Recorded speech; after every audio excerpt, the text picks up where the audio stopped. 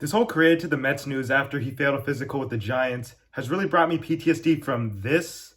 Yeah, thanks, Ken Rosenthal. Don't remind me of the time that we had to settle for Jake Arrieta and Vince Velasquez over Max Scherzer. And let's not forget grabbing Jake Marisnick over Trey Turner.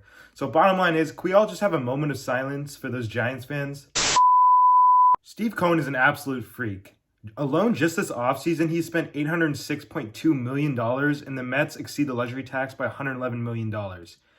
I mean, I'd love having an owner like that, but I'd be worrying where all the money's going and if we're going to be able to maintain this. But the Mets are just the Mets, and we all know they're going to blow it later, but that's a story for another time. But I think Correa will honestly fit pretty nice in that lineup.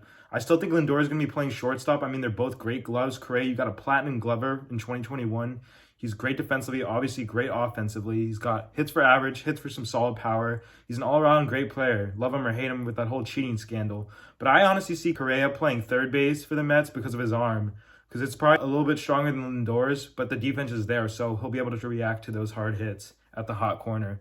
But I just cannot believe what Steve Cohen is doing. I mean, any guy in the market, he's just signing them. I mean, we all joke about it. The Mets are like a retirement home. Their average starting pitching rotation age is like around 35 years old. That's crazy. You know, you got Verlander going on 40 and Scherzer going on like 38 or something like that. It's crazy. But I think the Mets are all in and good for them.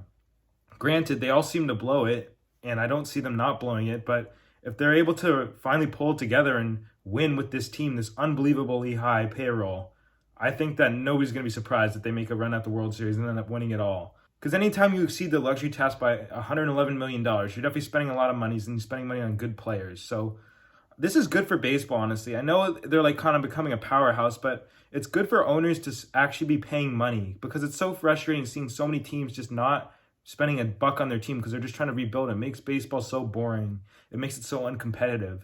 So you know what? Congrats to the Mets. I feel bad for the Giants, though, but I do have hope for you Giants fans. If the Padres ended up actually getting Max Scherzer, they would not have been able to get Juan Soto because they would not have had the farm system to do it.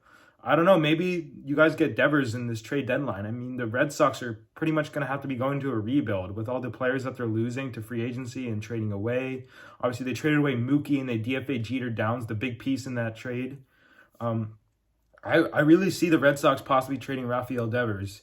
And if you do get Rafael Devers, you'll probably have to give away some big prospects. You'll probably have to give away Joey Bart, Marco Luciano, just to name a couple off the top of my head. But there's still hope in the future for the Giants. But even if with Correa, I wouldn't really see them as that competitive because they've got a lot more problems than comes to shortstop or even Judge if they were able to get him. I mean, their pitching besides, Logan Webb is pretty bleak. Bullpen's all right.